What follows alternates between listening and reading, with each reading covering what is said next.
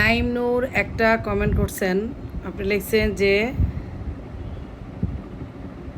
আসসালামু আলাইকুম আপু। ওয়ালাইকুম আসসালাম। আমার স্বামী আমাকে অনেক অত্যাচার করে, কিন্তু আমাকে ডিভোর্স দিতে রাজি হয় না।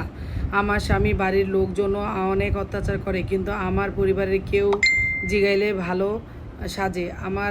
আমাদের বিয়ের কাবিননামা কোর্টে দেওয়া হয়নি, আর আমার বাড়ির লোকও আমাকে ডিভোর্স দেয় না।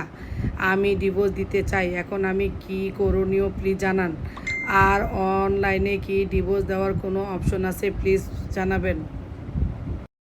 এখন আপনি ডিভোর্স দিয়ে কোথায় যাইবেন? আপনি তো বা আপনার পরিবারের সাপোর্ট লাগবে, তাই না? একা একা তো আপনি যদি কাজকর্ম করতেন সেই ক্ষেত্রে নিজের সিদ্ধান্ত নিজে নিতে পারতেন। আপনি তো কাজ করেন কি না আমি জানি না, আগে তো নিজেকে কিছু করতে হবে।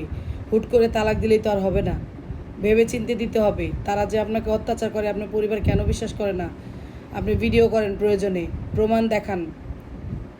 একা যদি কোনো কর্ম করেন সেক্ষেত্রে আপনি ডিভোর্স দিয়ে দিতে পারবেন, কাবিননামা আপনি লাগবে না। অত্যাচার থেকে বাঁচতে হলে আপনি এভাবেই দিতে পারবেন, কোনো সমস্যা নাই। কিন্তু যদি দেখা গেল যে কোনো রকম সহনীয় সইতে পারেন, সংসার করলে একটা পরিবারের থেকে আরেকটা পরিবার যেতে হয়, ওইখানে তো একটু মানায় চলতে হয়, তাই না? এখন যদি মাত্রাতিরিক্ত অত্যাচার করে সেই ক্ষেত্রে আপনি করেন, আপনি প্রমাণ রাখেন, প্রমাণ আপনার পরিবারকে দেন। পরিবার যদি বিশ্বাস না করে সেই ক্ষেত্রে তার আপনি ডিভোর্স দিতে পারবেন না। অনলাইনে ডিভোর্স দেওয়া যায় না। ডিভোর্স দিতে হলে সশরীরে কাজের কাছে যাইতে হবে, সেখানে গিয়ে ডিভোর্স দিতে হবে।